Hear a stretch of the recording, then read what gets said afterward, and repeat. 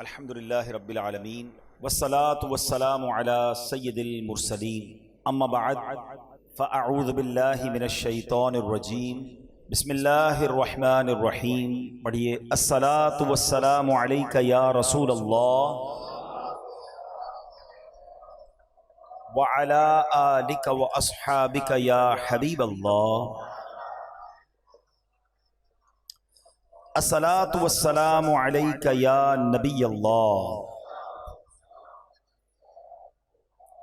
وعلی آلک واصحابک یا نور اللہ۔ درود پاک پڑھنے کے بے شمار فضائل و برکات ہیں۔ اللہ پاک کے آخری نبی رسول ہاشمی مکی مدنی محمد عربی صلی اللہ تعالیٰ علیہ وسلم نے فرمایا، اے لوگو، بے شک بروز قیامت اس کی دہشتوں یعنی گھبراہٹوں اور حساب کتاب سے جلد نجات پانے والا وہ شخص ہوگا جس نے مجھ پر دنیا میں بکثرت درود پڑھے ہوں گے۔ سبحان اللہ، قیامت کا دن کتنا مشکل دن ہوگا۔ آج ہم یہاں کی گرمی کی بات کر رہے ہیں، ادھر کتنی گرمی ہوگی۔ انتظار کسی کو کرنے کے لیے دھوپ میں کھڑا کر دیں تو 5-10 منٹ میں حالت خراب ہو جاتی ہے۔ وہاں تو کئی برس بتایا جاتا ہے، قیامت کا ایک دن 50,000 سال کے برابر ہوگا، تو اس گرمی میں کیسے کھڑے رہیں گے؟ تو اسپیڈلی حساب کتاب تمام معاملات سے کون فارغ ہوگا؟ جس نے کثرت سے درود پاک پڑھے ہوں۔ اچھا، ایک اور بڑی پیاری حدیث ہے، اللہ کے حبیب علیہ الصلوۃ والسلام فرماتے ہیں، جس کا مضمون ہے کہ قیامت کے دن تم میں سے میرے سب سے زیادہ قریب وہ ہوگا جس نے دنیا میں کثرت سے درود پاک پڑھے ہوں گے۔ اچھا، جو لوگ حج پہ گئے نا وہ میری بات ذرا جلدی سمجھ جائیں گے۔ جو اس سال گئے یا پہلے کبھی گئے ہیں، عرفات کے میدان میں 20-25-30 لاکھ حاجی ہوتے ہیں، مگر لگتا ہے کوئی کتنا بڑا مجمع ہے، بندہ کھو جائے تو مل ہی نہیں سکتا۔ 25-30 لاکھ کا مجمع آپ کو اتنا بڑا لگتا ہے؟ کبھی سوچا قیامت کے دن کتنے لوگ ہوں گے؟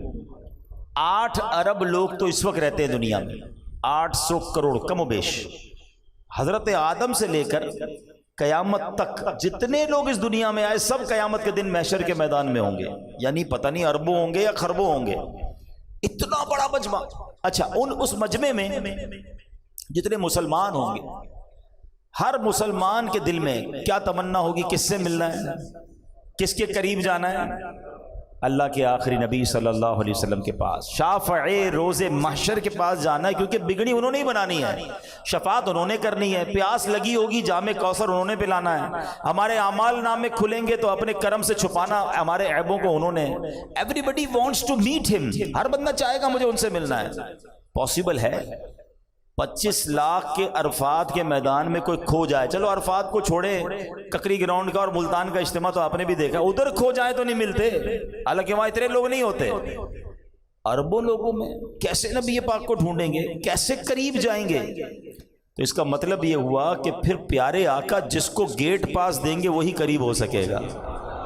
VIP پاس بنتا ہے نا، جب کراؤڈ زیادہ ہو تو بھائی چند لوگوں کو موقع ملتا ہے کہ چلیں آپ آ جائیں آگے، تو نبی پاک نے گویا گیٹ پاس دے دیا ہے کہ تم میں سے میرے قریب ترین وہ ہوگا جو دنیا میں زیادہ درود پڑھنے والا ہوگا۔ اب آپ کی مرضی ہے کتنے درود پڑھنے۔ کبھی کبھی ہے نا، ایک تصور جمایا کرو، ہاتھ میں تسبیح لے کر واکنگ کرتے نا، واک کرتے ہوئے کہ یار آنکھیں بند ہیں اور میں جتنے درود پڑھ رہا ہوں نا، قیامت کا دن ہے اتنے قدم نبی پاک کے قریب ہوتا جا رہا ہوں۔ پھر آپ کا جی نہیں چاہے گا تسبیح رکھنے کو، یار اور پڑھ لوں تھوڑا اور قریب ہو جاؤں، اور پڑھ لوں تھوڑا اور قریب ہو جاؤں۔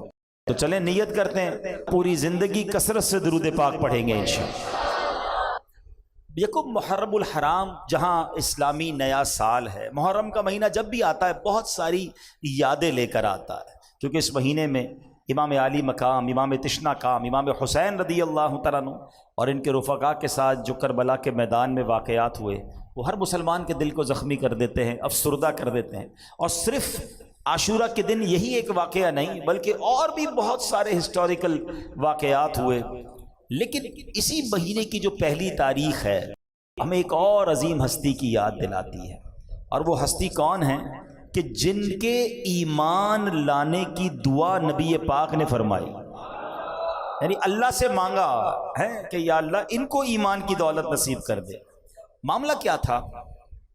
مسلمان تھے 39 جس وقت یہ معاملہ ہوا، صرف 39 مسلمان تھے اور بڑی مشکل کے دن تھے. مسلمان چھپ کر عبادت کرتے تھے. کہاں عبادت کرتے تھے؟ دار ارقم میں. دار ارقم ایک مکان تھا جہاں مسلمان چھپ کر عبادت کرتے تھے. وہ کہاں تھا ایگزیکٹلی؟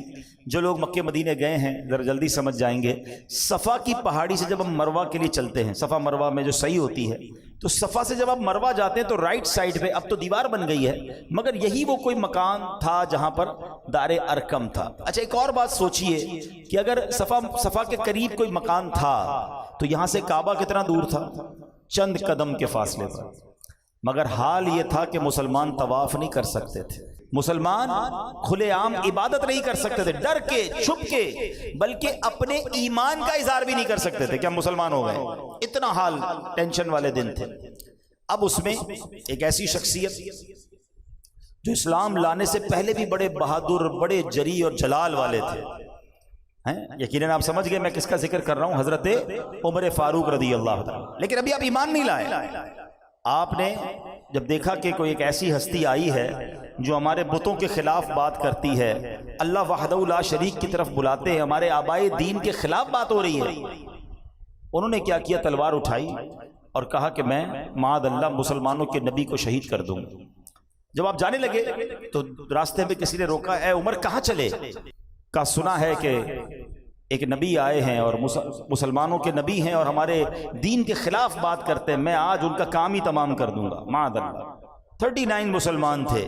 اگر اس وقت معاذ اللہ عمر اٹیک کرتے اور اگر صحابہ یا اور لوگ بھی شہید ہو جاتے تو ایمان لانے والے کتنے تھے؟ بہت تھوڑے تھے. مگر اس شخصیت نے جنہوں نے انٹرسیپٹ کیا تھا، انہوں نے کہا عمر وہاں تو بعد میں جانا، پہلے ذرا اپنے گھر کی خبر تو لو، تمہاری بہن اور تمہارے بہنوئی بھی ایمان لے آئے.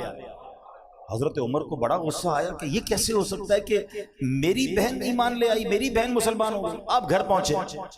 اب آپ گھر پہنچتے تو گھر پر عجیب منظر ہے، اور وہ منظر یہ تھا کہ گھر کے باہر سے آپ نے دیکھا تو آپ کو آواز آ رہی تلاوت قرآن کی. تو حضرت عمر جو ہے بہت غصے میں گھر کے اندر داخل ہوئے، اور جیسے ہی گھر میں داخل ہوئے تو آپ نے اپنی بہن جو ہے اس پر گویا اٹیک کیا، اپنی بہن کو مارا، اپنے بہنوئی کو مارا. اور اب جب یہ سب کچھ ہو گیا تو بھائی ہوتا ہے، اس کو احساس ہوا کہ میں نے تو اپنی بہن کو لہو لہان کر دیا. تو آپ نے پھر اپنی بہن سے کہا کہ اے بہن یہ تو بتاؤ کہ تم پڑھ کیا رہی تھی؟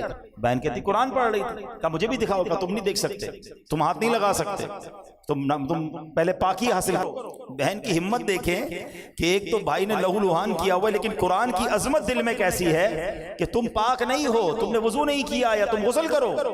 بہرحال وضو کیا اور اب قرآن پڑھنا شروع کیا. اچھا عربی تو لوگ تھے، قرآن عربی زبان میں تو ان کو پڑھنا تو آتا تھا، انہوں نے قرآن پڑھنا شروع کیا. تو جیسے ہی سورہ طٰہٰ کی آیتیں آپ کے سامنے آئیں اور آپ نے پڑھتے پڑھتے اس آیت پر پہنچے، اننی انا اللہ لا الہ الا انا فاعبدنی، بے شک میں ہی اللہ ہوں، میرے سوا کوئی معبود نہیں تو میری عبادت کر. بس جب یہ پڑھنا تھا حضرت عمر کا دل لرز اٹھا. قرآن نے اپنا اثر دکھانا شروع کیا، ایمان کی شمع روشن ہونا شروع ہوئی. اللہ اکبر. اب چلے نبی پاک کی بارگاہ میں. اب نیت بدل چکی ہے، اب ارادہ کچھ اور ہے، مگر تلوار پھر بھی ہاتھ میں ہے. اب ذرا سینیریو سمجھیے گا، حالات سمجھیے گا. حضرت عمر گئے اسی دار ارقم کے دروازے پر، دروازے کو دستک دی. صحابی نے چھپکے سے تھوڑا سا دروازہ کھول کر دیکھا کون آیا ہے. بڑے ڈینجرس دن تھے. تو دیکھا حضرت عمر ہیں، ہاتھ میں تلوار ہے. حضرت حمزہ بھی اس کمرے میں موجود تھے. حضرت حمزہ کہتے ہیں ان صحابی نے کہا حضور عمر آئے ہیں اور ہاتھ میں تلوار ہے. حضرت حمزہ بھی تو شیر خدا تھے نا. فرمایا آنے دو عمر کو، اگر ارادہ ٹھیک ہے تو ٹھیک ہے، ورنہ عمر ہی کی تلوار ہوگی اور اس کا سر ہوگا.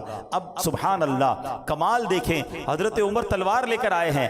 عقل یہ کہتی ہے کہ نبی پاک تو پیچھے رہتے، کوئی صحابی جا کے دروازہ کھولتے تاکہ پیارے آقا کی پروٹیکشن رہے. مگر نبی پاک سے بڑھ کر بہادر کون ہے؟ میرے آقا تشریف لاتے ہیں، خود دروازہ کھولتے ہیں. اب حضرت عمر سامنے ہیں، نبی پاک سامنے ہیں. نبی پاک نے حضرت عمر کا دامن تھام کر کہا اے عمر کب تک لڑو گے، ایمان لے آؤ. یہ کہنا ہے، زبان مصطفیٰ سے الفاظ نکلنے ہیں. حضرت عمر نے کلمہ پڑھنا شروع کر دیا، اشہد ان لا الہ الا اللہ اشہد ان محمدن عبدہ ورسولہ. اللہ اکبر. ادھر حضرت عمر نے کلمہ پڑھا، وہ اندر جتنے صحابہ تھے سب نے بلند آواز سے نعرہ بلند کیا. نعرہ کیا تھا؟ نعرہ تکبیر. ذرا زور سے لگاؤ نا، نعرہ تکبیر. آپ کو پتا ہے ان 39 صحابہ نے کیسا نعرہ لگایا تھا؟ حدیث کی کتابوں میں الفاظ ہیں، اتنے خوش ہوئے تھے کہ جب وہ نعرہ لگایا نا تو مکے کے پہاڑ گونج اٹھے. اچھا اب کفار مکہ سوچ رہے ہیں اللہ اکبر یا رسول اللہ، اب یا علی. اب مکے کے کفار سوچنے لگے ان کو ہو گیا، یہ چھپ کے عبادت کرتے تھے، اتنی بلند آواز سے نعرے لگا رہے ہیں.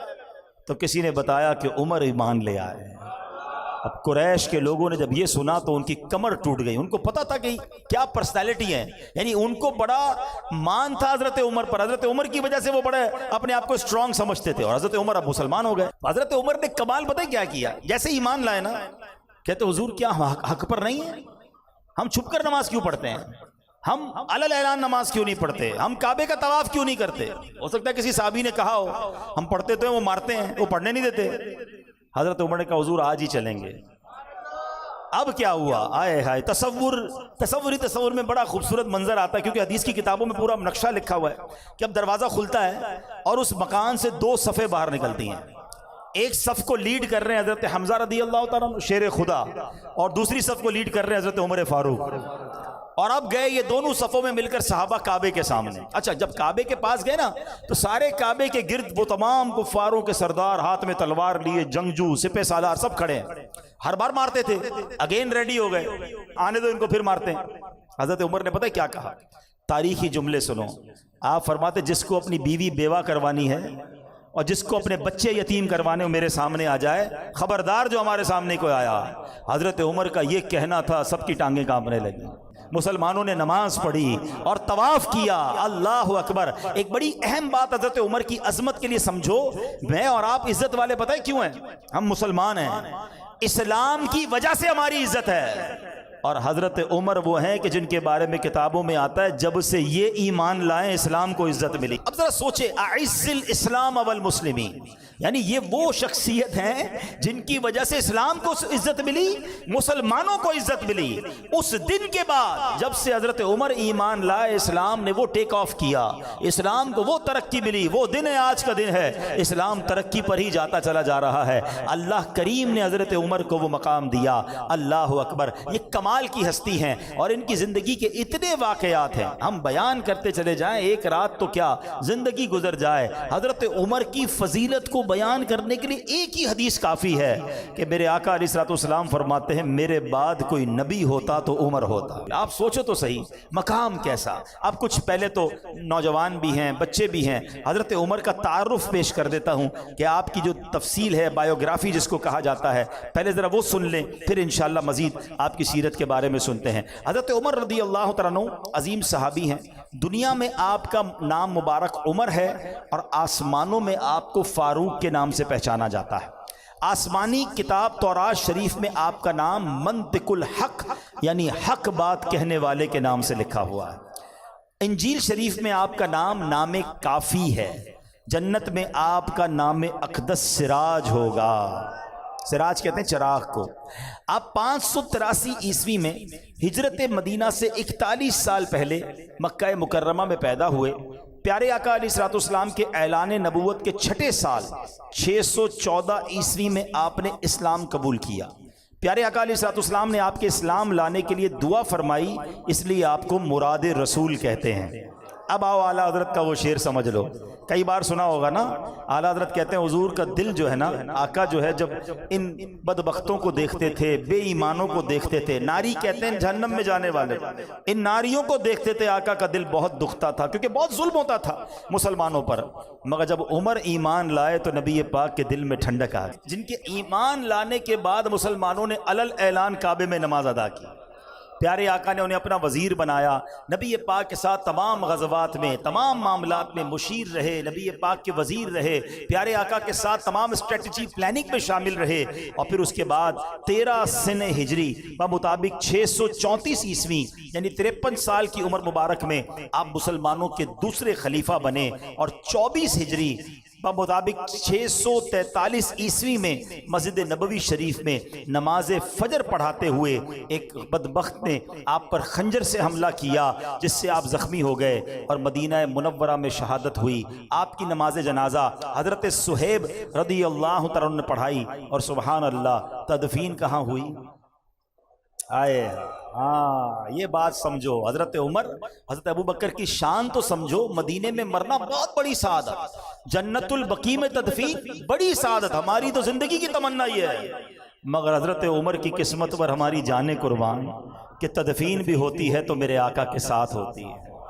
ایک اور عشق والی بات بتاؤں، شہادت ہوئی نا، یہ تمنا تھی آپ کی، حضرت عمر کی دعا ہے، اور آج تک علماء اس دعا کو حدیث کی کتابوں پہ دعا ہے، اللہم ارزقنا شہادتا فی سبیلک واجعل موتی فی بلد حبیبک، اے اللہ مجھے اپنی راہ میں شہادت کی موت عطا فرما اور مجھے مدینے میں موت نصیب فرما، یعنی شہادت بھی مانگی اور مدینہ بھی مانگا، فجر میں حملہ ہوا، شہادت بھی ملی اور مدینہ بھی ملا اور روضہ رسول بھی ملا۔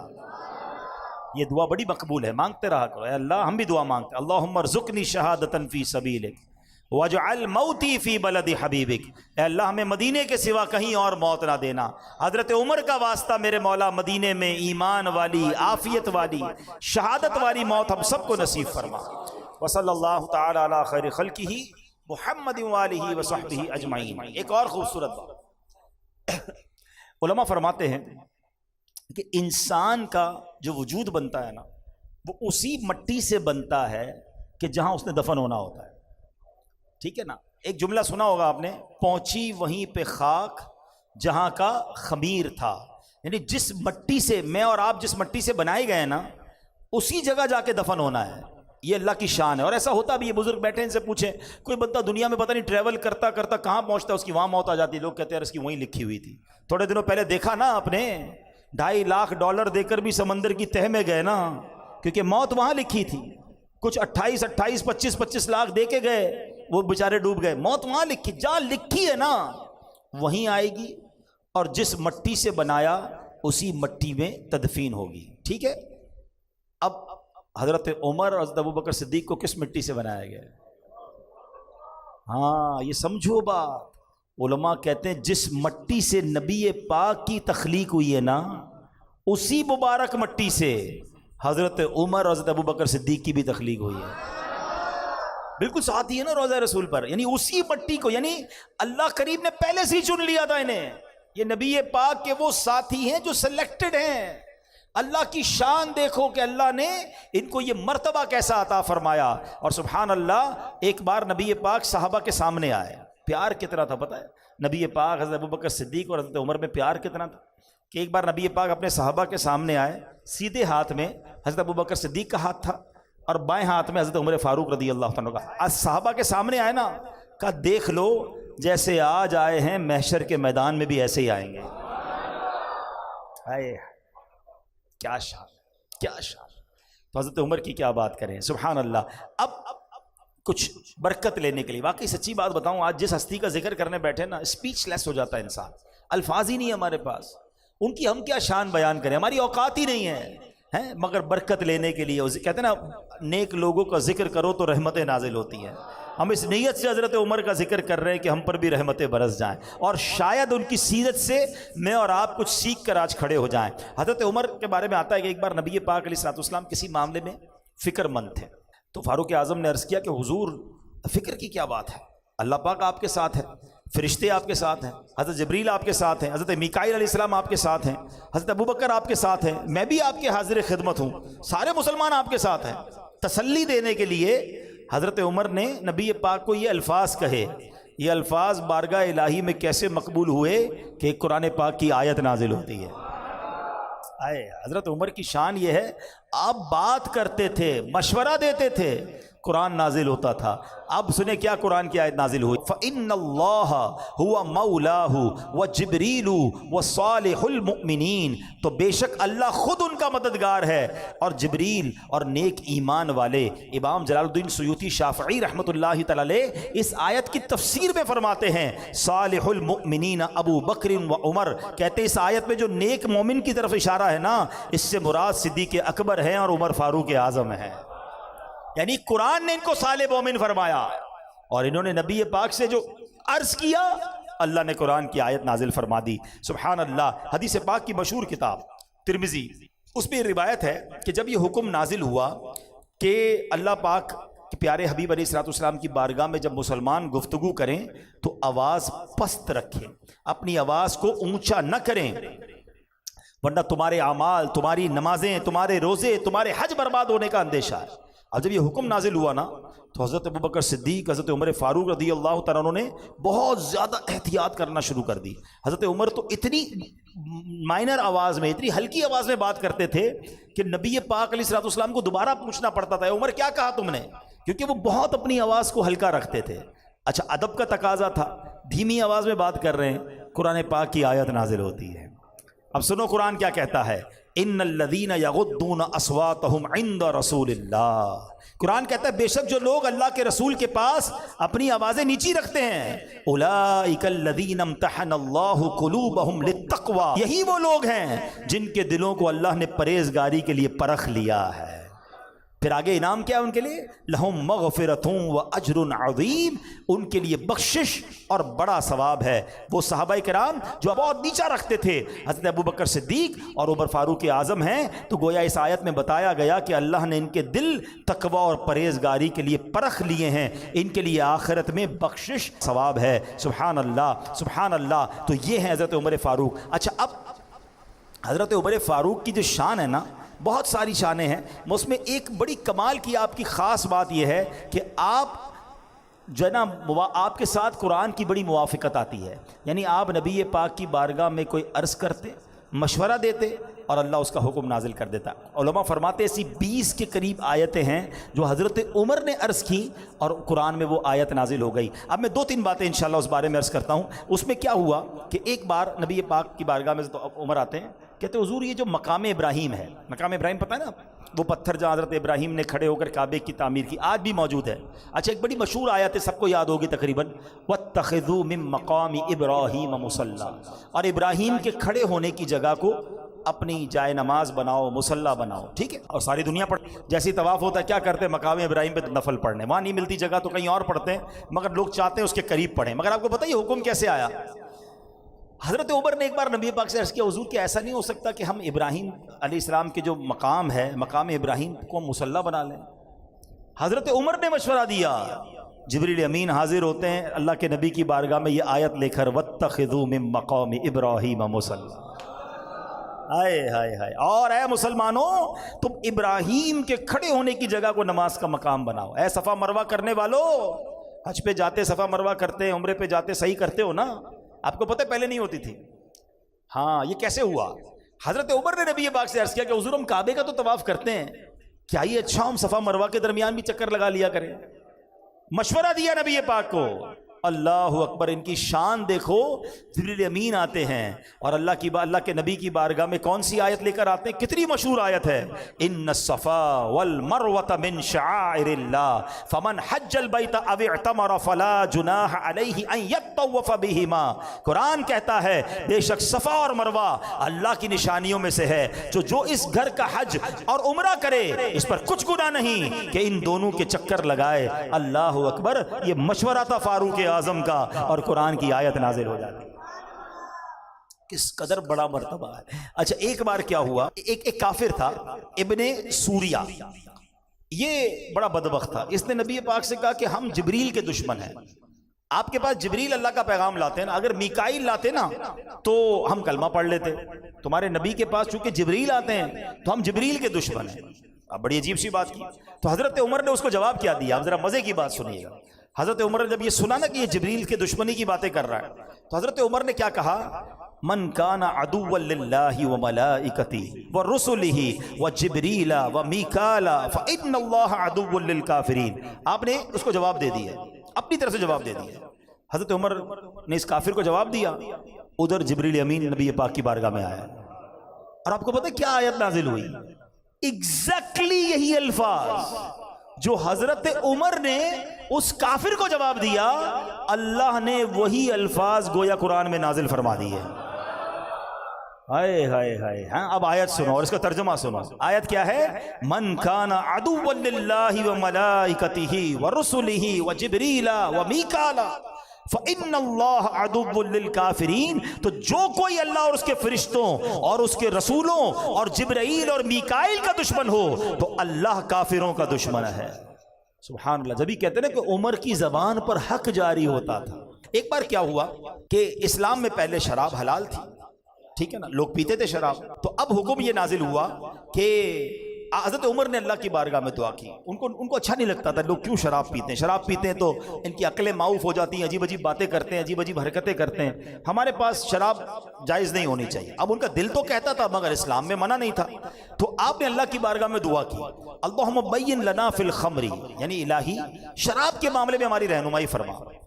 تو اب ارشاد کیا ہوا؟ یا ایھا الذین آمنوا لا تقربوا الصلاۃ وانتم سکارا حتی تعلموا ما تقولون. قرآن کہتا ہے اے ایمان والو نشے کی حالت میں نماز کے پاس نہ جاؤ جب تک سمجھنے نہ لگو وہ بات جو تم کہو. یعنی پہلا حکم کیا آیا تھا کہ شراب نماز کے وقت نہیں پینی ہے، یعنی نشے میں نماز نہ پڑھیں، باقی شراب منع نہیں تھی.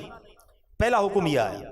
حضرت عمر نے جب سنا کہ 5 نمازوں میں شراب کو منع کر دیا گیا ہے تو آپ کہتے ہیں کہ اللہ کے حبیب سے کہ حضور اللہ سے دعا کریں کچھ اور حکم آ جائے، کوئی اور وضاحت مزید آ جائے. قرآن کہتا ہے ایک اور آیت، اللہ کے نبی نے حضرت عمر کو بلایا، عمر ایک اور آیت آئی ہے. وہ آیت کیا تھی؟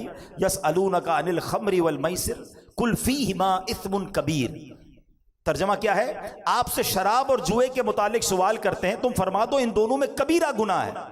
اب اس آیت میں شراب کی برائی تو بیان کی گئی، مکمل طور پر حرام نہیں قرار دیا. نبی پاک نے بلایا عمر کو، عمر یہ آیت آئی ہے. تو حضرت عمر نے پھر دعا کی، یا اللہ اور وضاحت فرما دے، اے اللہ اور حکم نازل فرما. ہے تمنا دیکھو اور کنیکشن دیکھو. جبریل امین پھر آتے ہیں. اب آیت کیا آئی؟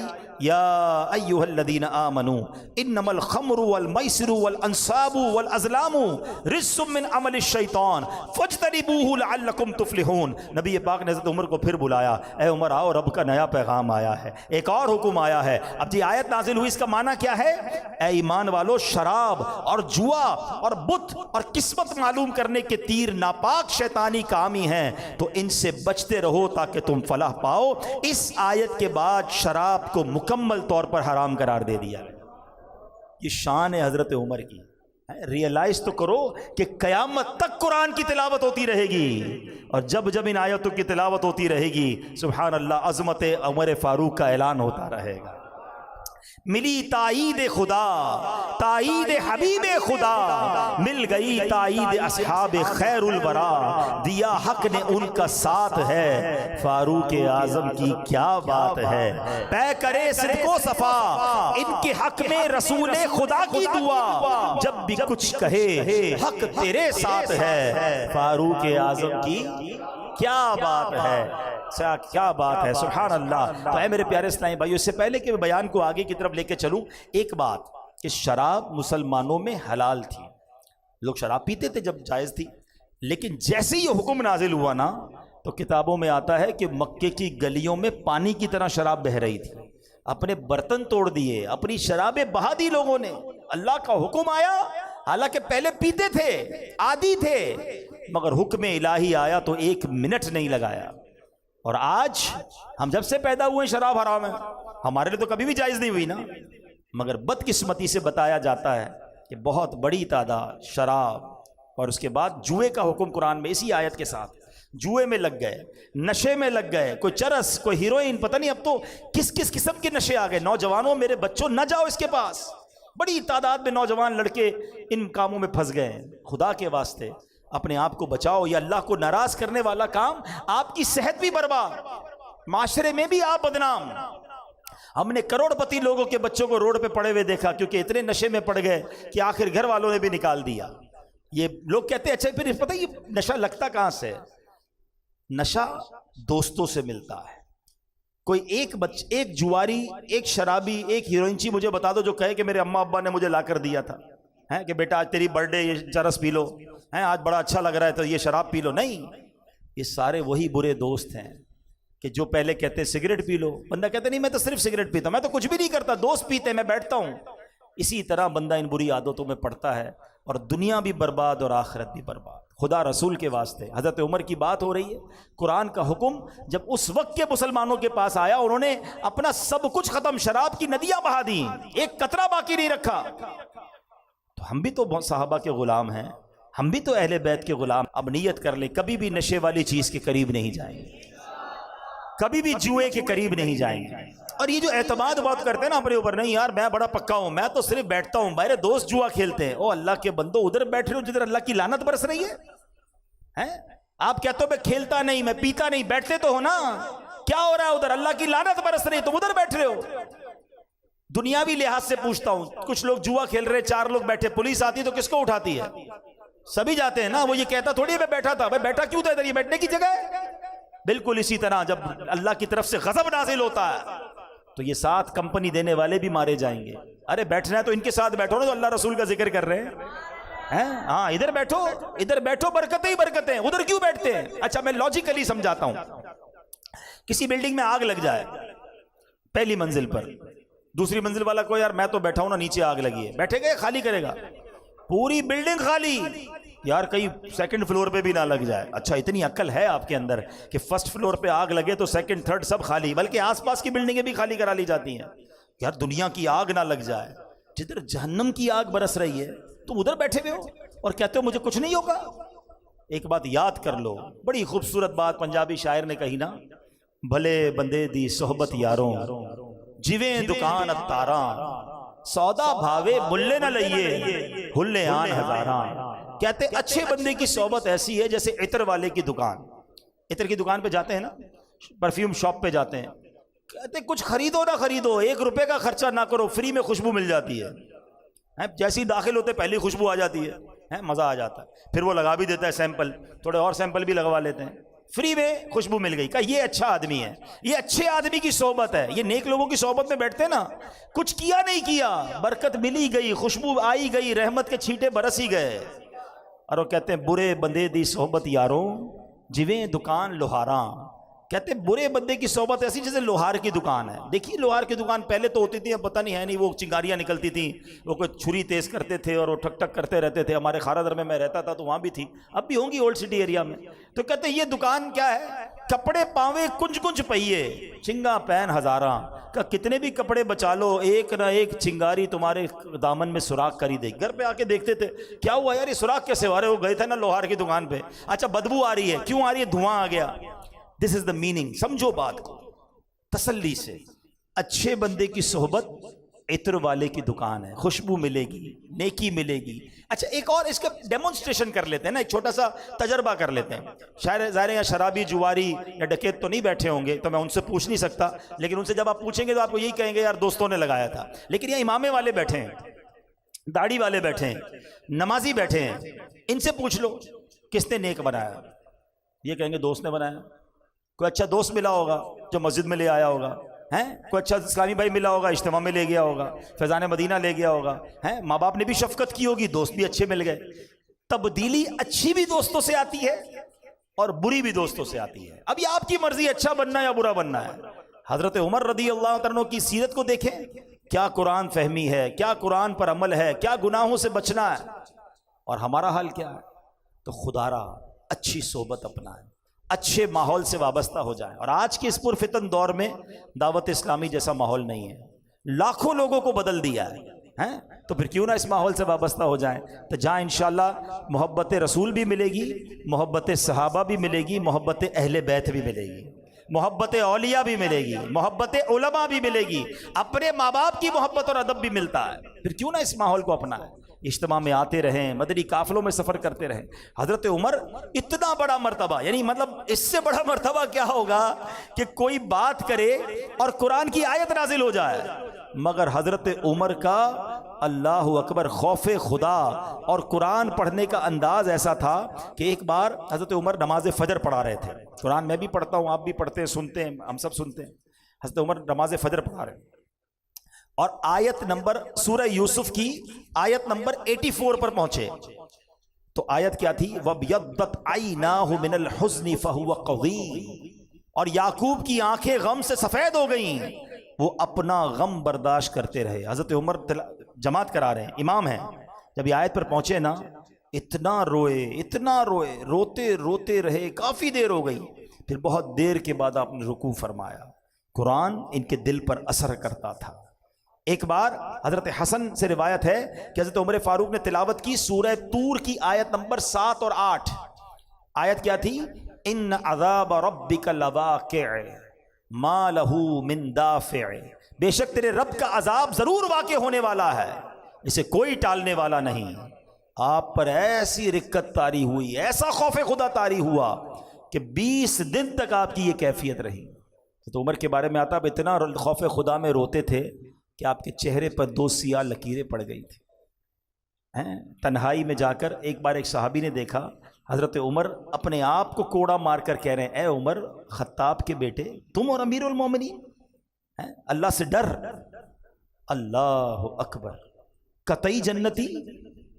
آقا فرما رہے ہیں اچھا سنو، مرتبہ یہ ہے کہ میں اور آپ شیطان سے ڈرتے ہیں، اللہ شیطان کے واروں سے محفوظ فرمائے، ہماری حفاظت فرمائے. حضرت عمر کے بارے میں نبی پاک فرماتے ہیں جس کا مضمون ہے کہ عمر جس گلی سے گزر جائے ادھر سے شیطان نہیں گزرتا ہے. شیطان ڈرتا تھا حضرت عمر سے، ایسی شخصیت، مگر خوف خدا ہے، رکت ہے، آنسو ہیں، سجدے ہیں، عاجزی ہے، انکساری ہے. اور ہم ہیں کہ گناہوں کا انبار ہے مگر کوئی خوف خدا نہیں. تلاوت قرآن کرنے کا ٹائم ہی نہیں ہے. نہیں کرو میرے پیارے اسلام میں ایسے، قرآن سے دوستی کر لو. آج حضرت عمر کی بات ہوئی، حضرت عمر اور قرآن کا بڑا گہرا تعلق ہے. حضرت عمر کی تو ابتدائی قرآن ہے نا. آپ مسلمان کیسے ہوئے؟ کیا پڑھ کر؟ بدلا کیسا دن؟ قرآن پڑھ کر. یعنی آپ کو اسٹارٹ ہی قرآن سے ملا، اور اس کے بعد قرآن سے ان کی ایسی دوستی ہو گئی کہ آپ تو مشورہ دیتے تھے تو قرآن نازل ہو جاتا تھا، قرآن پڑھتے تو آنسو جاری ہو جاتے تھے. اللہ اکبر. تو ہمیں حضرت عمر کی سیرت سے یہ بھی سیکھنا ہے کہ ہمیں اپنے گناہوں سے توبہ بھی کرنی ہے، اپنے اندر خوف خدا بھی لانا ہے، اچھی صحبت بھی اپنانی ہے، اور قرآن پابندی سے پڑھنا ہے. تو انشاءاللہ نیت کریں کہ روزانہ کچھ نہ کچھ قرآن پڑھیں گے انشاءاللہ. دعوت اسلامی کمال کی تحریک، جہاں بہت سارے کارنامے دعوت اسلامی کے ہیں، وہ قرآن کو گھر گھر پہنچانے کا، تعلیم قرآن کو عام کرنے کا جو کام دعوت اسلامی کر رہی ہے، میں نہیں سمجھتا اس کی مثال دنیا میں آپ کو کہیں ملے. 7,000 کے قریب مدرسے، 4 لاکھ کے قریب بچے اور بچیاں فری آف چارج قرآن پڑھ رہے ہیں، 1 لاکھ سے زیادہ حافظ قرآن بنا دیے. اور اس کے بعد ماشاءاللہ on line Faizan on line academy بنا دی کہ جناب کوئی مدرسے میں نہیں آ سکتا تو جناب وہ گھر بیٹھے آن لائن قرآن پڑھ لے. بہنیں پڑھنا چاہتی ہیں، بچے پڑھنا چاہتے، سب آن لائن پڑھ لیں. اچھا مدرسے کا نام جب بھی سنتے تھے نا تو یہ آتا ہے بچوں کا مدرسہ. تو اب بزرگ کہتے ہیں ہم کدھر قرآن پڑھیں گے، ہم بچوں کے ساتھ جا کے پڑھیں گے، شرم آئے گی.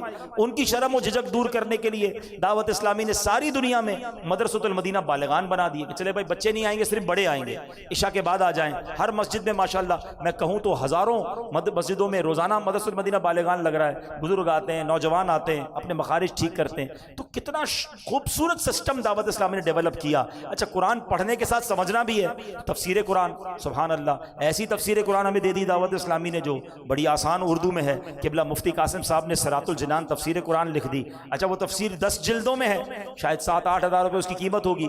تو کوئی کہے یار 6-7 ہزار روپے کدھر خرچ کروں. اچھا ویسے ہر چیز خرچ کریں گے، قرآن کے نام پر تفسیر کے نام پہ نہیں کرتے. ہم نے ان کا بھی بہانہ ختم کیا، ہم نے وہی تفسیر اپلیکیشن میں فری دے دی. چلے موبائل میں فری ڈاؤن لوڈ کر لیں، موبائل میں پڑھ لیں. اچھا اب لوگ کہتے ہیں پڑھنے میں سستی ہوتی ہے، پڑھنا صحیح نہیں آتا، اور آسان کر دیا. وہ پوری تفسیر آڈیو میں ہم نے دے دی کہ چلو پڑھ نہیں سکتے سن تو لو، وہ بھی فری میں ڈاؤن لوڈ کر لو. اب اتنے سارے سٹیپ دعوت اسلامی نے ہمارے لیے کر دیے، اب پھر بھی ہم نہ قرآن پڑھیں، ہم قرآن نہ سمجھیں تو پھر قصور کس کا؟ یقیناً ہمارا. نیت کریں انشاءاللہ اب قرآن سے پکی دوستی کریں گے، انشاءاللہ روزانہ قرآن پاک پڑھیں گے. اللہ مجھے اور آپ کو فیضان فاروق اعظم نصیب فرمائے.